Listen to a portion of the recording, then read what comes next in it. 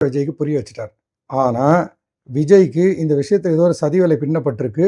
இந்த கூட்டம் நல்லபடியா முடியாதுங்கிற ஒரு எண்ணம் இருந்துகிட்டே தான் இருந்திருக்கு. அவருடைய பேச்ச நீங்க தொடர்ந்து உத்து கவனிச்சீங்கன்னா, அதுக்கான பாயிண்ட்ஸ் அதுல போட்டுக்கிட்டே வந்திருப்பாரு. பாட்டிலுக்கு ரூ. 10 அப்படின்னு சொன்ன பிறகு தான் அவர் மேல செருப்பு வீசப்பட்டது அப்படிங்கிறது விஜயனுடைய வக்கீல்கள் தொடர்ந்து சொல்றாங்க.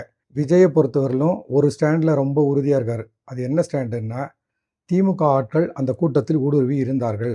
அவர்கள் சமயம் பார்த்து ஏதோ ஒரு பெரிய குழப்பத்தை உருவாகுவதற்கான எல்லா விதமான ஏற்பாடுகளுடன் தான் வந்திருந்தார்கள். அவங்க எங்கெங்க இருக்காங்க, என்னென்ன அப்படிங்கிறதுக்கான ஆதாரங்கள் இப்ப நம்ம கையில இருக்கு.